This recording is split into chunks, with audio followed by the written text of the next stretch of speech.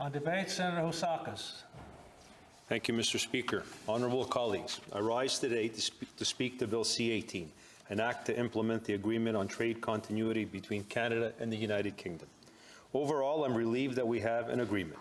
Trade with the United Kingdom is vital for Canada.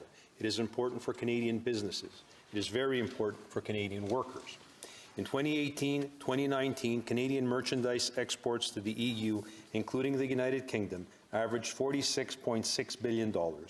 In 2016, before Canada signed its comprehensive economic and trade agreement with the European Union, those exports to the EU totaled $40 billion. In other words, after CETA was signed, merchandise exports increased by 16.6%. The British share of those exports is critically important. Total merchandise exports to Britain alone totaled $18 billion in 2018 and 2019, or about 38% of total value of our exports to the EU. The United Kingdom is, in fact, the largest market in Europe for Canadian exports. Globally, it is the third largest destination for Canadian exports, and the UK is our second largest service trading partner. Last year, the value of service exports totaled $7.1 billion. If one considers both exports and imports, two-way trade between Canada and the UK totals more than $29 billion. The UK ranks as Canada's fifth most important trading partner. It is our fourth largest source of foreign direct investment, with a total of value of $62.3 billion just in 2019. Colleagues, I'm referencing these statistics for several reasons. First, we're living in turbulent times globally. Political tensions between major powers are increasing. If we consider our political and trading relations with China in East Asia, for example, greater uncertainty and trade disruptions seem likely. This means that it is likely that certain of our more stable trading partners will become more important for Canada going forward. These may be the stable markets that we will have to increasingly rely on. The United Kingdom is one of those stable markets. In my view, we should be paying considerably more attention to solidifying, broadening, and deepening our access to this market. As a country, we have placed considerable attention in the past several years on protecting and deepening our trade relations with the European Union. In many respects, the comprehensive economic and trade agreement between Canada and the European Union was a culmination efforts undertaken by the former Conservative government to provide Canadians with great opportunities in international markets. But what we need to recognize is that for Canada, the United Kingdom is the most important part of the European market. In terms of our exports to the EU, the UK alone constituted nearly 40% of our total exports to that trading bloc. That's why, when the United Kingdom decided to leave the European Union in 2016, we should have immediately made it a top priority to conclude a new and separate bilateral trade agreement with that country. But we did not do that, colleagues. That was a major failure in my view, and I will speak more about that in my remarks going forwards.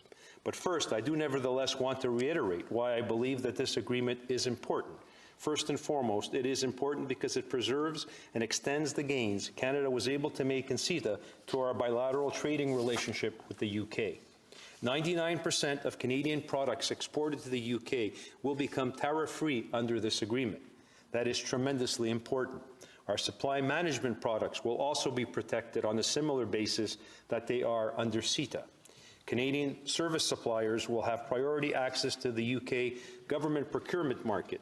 This market is estimated to be worth $118 billion annually, and CETA provisions with respect to dispute settlement, labor, and the protection of the environment will be maintained as they are in CETA. In my view, all of these provisions are important, and I think considerable credit has to go to our trade negotiators. However, I also believe that we got lucky. I say that because it's clear that there was very much a last-minute scramble to get this agreement done. I believe the reason for that scramble was a complete lack of engagement by the current government in this negotiation. That is why the trade continuity agreement with the UK has essentially only preserved what the Harper government negotiated in very different circumstances with the EU. When Minister Ning spoke in the House of Commons on this bill back in January, she said, and I quote, "The last thing Canada and the United Kingdom would want to do is create an uncertainty for businesses and workers," end of quote. But colleagues, unfortunately, the government did precisely that. I will remind colleagues that in September of 2017, when the former Prime Minister, Theresa May, visited Canada, she said, and I quote her, "CETA should be swiftly transitioned to form a new bilateral agreement between UK and Canada after Brexit. We want to ensure that when we leave the European Union, for business and people, that change is as smooth and orderly as possible," end of quote. But by then, Canada had already abandoned that agenda. 2 months prior to Prime Minister May's visit, Britain's Secretary for International Trade, Liam Fox, confirmed to a British parliamentary committee that Canada was, and I quote, hedging its bets. Why were we doing that? Why was that the case? Evidently, it was because neither Prime Minister Trudeau nor Minister Freeland liked the decision that the British people had taken on the referendum on Britain's future in relation to the European Union.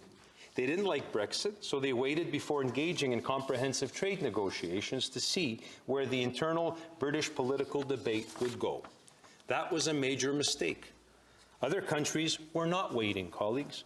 In that period, while Canada was dithering, countries and groups including Colombia, Ecuador, Peru, the CARIFORM countries, Chile, Cote d'Ivoire, Iceland, Norway, Israel, Japan, Jordan, as well as others, concluded their own trade agreements with the UK. All the while, Canada was on the sidelines, and I would argue that Canadian businesses have been paying the price of uncertainty ever since. No more different of a mistake than we did during the North American Free Trade Deal, when the US offered for us to negotiate bilaterally and we refused. So what did they do? They negotiated with Mexico and then invited us to the party after the fact. In approaching its negotiations with the United Kingdom in that way that they did, the government ensured the outcome that we got. In fact, instead of being implemented in time for the end of 2020, as business required, the government's delay ensured that this became impossible. We are very fortunate that just in 3 days before Christmas, Canada and the UK were able to conclude an interim agreement to ensure continued preferential trade treatment for Canadian goods. And I underline interim.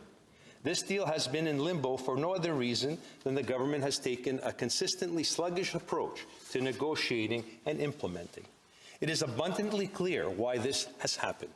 Quite simply, it's because neither the Prime Minister nor his senior ministers took trade continuity with the UK seriously. If they had, work on the trade agreement with the United Kingdom would have begun much earlier than it actually did. We would not, as Liam Fox said, have hedged our bets. Recently, the Prime Minister even had the nerve to suggest that it was the British who were dragging their feet in the negotiations. He put the blame for delays on them, saying that they lacked the capacity to negotiate a complex deal like the TCA with Canada. This is characteristically ham-fisted. We have seen such approaches to foreign and trade policy consistently from this government and from this Prime Minister. We saw it first in India, where the Prime Minister has set back our relationships for decades. Then we saw it at the Trans-Pacific Partnership meetings in 2017, where both the Australians and Japanese were stunned at the Prime Minister's performance, a performance which nearly sidelined Canada in the Trans-Pacific Partnership negotiations. Most recently, we have witnessed it in our own national humiliation at the hands of the Chinese. This is the same government that has loudly proclaimed that Canada is back on the international stage. In reality, what we have actually seen is continuous bungling on the international stage and on foreign affairs issues. With respect to our international trading relationship, I fear it is Canadian businesses and workers who are paying the price. A number of Canadian business organizations have criticized the government's approach to the consultations that are so vital in the trade negotiation process. With respect to Canada-UK negotiations, the House of Commons Committee interim report notes that both the Lobster Council of Canada and the Canadian Labour Congress indicated that consultations have been inadequate. The Canadian Association of Importers and Exporters indicated that it was not consulted or made aware of the export-related requirements that would exist on January 1st, 2021, had a Canada-UK agreement been ratified by then. The government's poor engagement on this file has undoubtedly contributed to the fact that problems around the non-tariff barriers that continue to affect the agricultural and agri-food industries remain unresolved in this agreement. What concerns me now is that this is the same government that over the next 3 years will now lead us into the negotiations of the proposed comprehensive agreement between Canada and the UK. Let's see if they hit those targets. In those negotiations, if those negotiations are to be successful in benefiting Canada, then the government must adopt a more comprehensive approach. When Mr. Matthew Poirier of the Canadian Manufacturers and Exporters Association testified before the International Trade Committee of the House of Commons last month, he emphasized that it was vital for Canada to have a clear strategy in place in order to both achieve success in our negotiations and also to effectively capitalize on international trade agreements like this one once they are concluded. That is not a new piece of advice. In fact, our own Senate Trade Committee has been calling for that very thing for several years. Yet we seem to be hearing the same concern about the absence of an effective implementation strategy again and again. As Mr. Poirier explained, such a strategy is vital because there has been a notable decline in Canada's value-added export performance. Specifically, Mr. Poirier said, and I quote, "Manufacturing exports have been declining steadily for 5 years. Even after we signed CETA, Canada can no longer afford to ignore the lost economic potential that the decline in value-added exports represents. It's simply not sustainable," end of quote. Colleagues, I submit that if this country is going to be successful in reversing such trends, then the government is simply going to have to start to pay more attention to our trade relationships. We simply can no longer afford 11th-hour agreements, inadequate consultations, and the absence of public transparency that we have witnessed to date. When the House of Commons International Trade Committee initially studied the agreement, it did so without access to the text of the agreement. Indeed, the report from the committee was due on the day the committee received the documents. Colleagues, I submit that we in the Senate need to take a more active role in holding the government to account on these files because their handling of them impacts the livelihood of so many Canadians. The Senate Foreign Affairs and International Trade Committee can play a leading role in this regard. I would submit there's no important role for that committee than to ensure that the well-being of Canadian businesses and workers are protected and advanced. The government is now embarking upon new negotiations to conclude a comprehensive trade agreement with the United Kingdom. There's no sunset clause for these discussions, and I fear that the government may therefore approach these negotiations in the same cavalier fashion that they have approached these discussions. We simply cannot permit that to happen.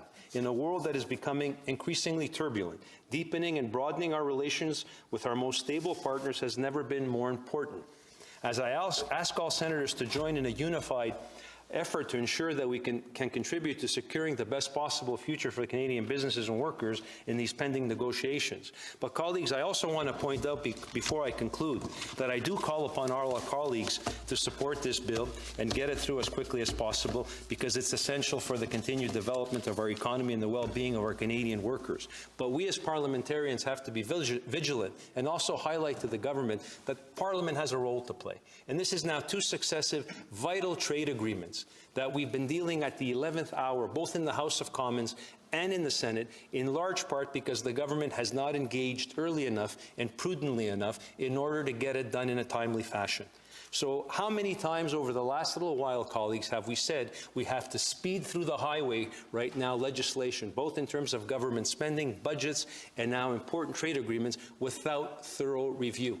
And if we start bypassing that thorough review, we're shortchanging stakeholders, we're shortchanging Canadians who want to come before their parliamentary committees and be heard. So, colleagues, I fully support this bill in terms of the content, but I do reluctantly support the process in which we are doing it. Thank you very much.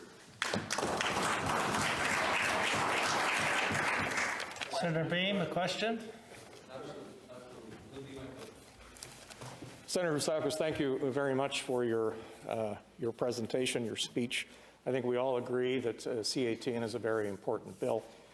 In my previous life, it was a great source of pride for me to have worked with 2 governments that worked hard on the CETA agreement. It took many years, as you know. One government started it and another finished it. One of the things that has occurred is, in fact, with Brexit, the UK government was also involved in a long negotiation with the European Union, and it wasn't clear in which direction that would go. So, bearing that in mind, I would ask you whether it made sense to embark on negotiations. You listed a number of countries that have negotiated agreements, but they're not of the same variety that CETA is. And by amending CETA to form a continuity agreement with the UK, this, in fact, is a pretty deep agreement. Now, we can get more comprehensive, and that's the plan as Canada forges ahead. So I'm wondering whether it would really have made sense to engage early on. Now, I know there were discussions, but it was felt it was premature to go too public on that while the UK was still negotiating with the European Union. Secondly, there's divided opinion on sunset clauses. This came up in the NAFTA negotiations for the new NAFTA as well, because it was seen that a sunset clause could also serve as a disincentive for extra investment and for more trade. So I'm wondering whether you have any views on those two particular points. On your first point, Senator Beam, I completely disagree. The reason, first and foremost, the negotiated process with CETA was far, far more complicated than this particular negotiation with the UK. The negotiation with the UK already had a roadmap in place because of CETA. And many of the elements that were already currently actively in place between Canada and the UK were simply just ratified and extended in this particular deal. We didn't reinvent the wheel with this particular agreement, this continuity agreement. A lot of the elements, and I highlighted in my speech, that were already there under CETA were just simply renegotiated between Canada and the UK. And you're absolutely right. The CETA deal was complex. It was complex because it was unprecedented. It was also complex because you were dealing, if I'm not mistaken, with 28 nations. So 28 nations, all involved and all had their particular interests. There were ongoing multilateral negotiations and bilateral negotiations on CETA at various times, and that's what complicated it, not to mention just the ratification process of getting it through all these parliaments was also a complicated process.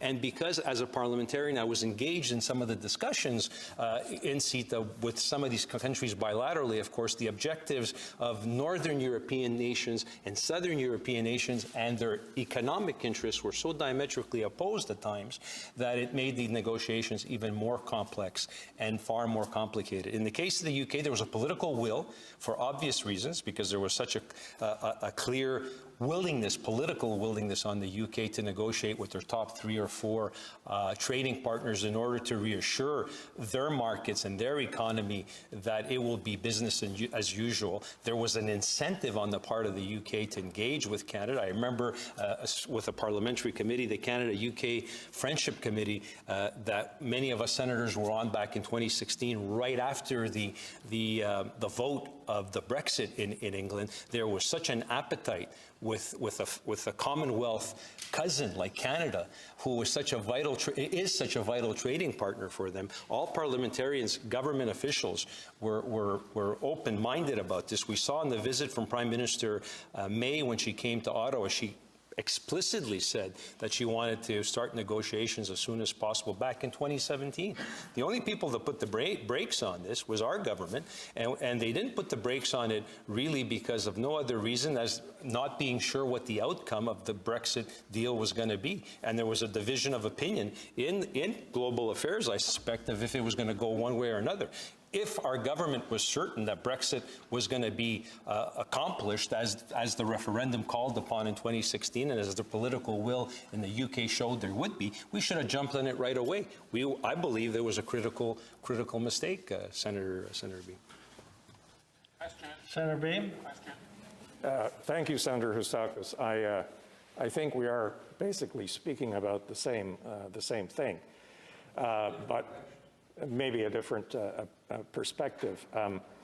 On sunsetting, you didn't answer that part of my question, and that's fine. But I just wanted to add, if we were in normal times, we would have had an opportunity to study this bill in committee. I would have welcomed it. I would agree also with you that implementation is something that our committee could be looking at in the future. But I would be interested in your position on a sunset clause. Look, I believe a sunset clause is essential in negotiations. I don't believe it will have an impact in terms of putting any adverse pressure. If anything, it just creates benchmarks. And anytime you negotiate, why would you need those benchmarks? At least from my experience in business, that's my perspective on that.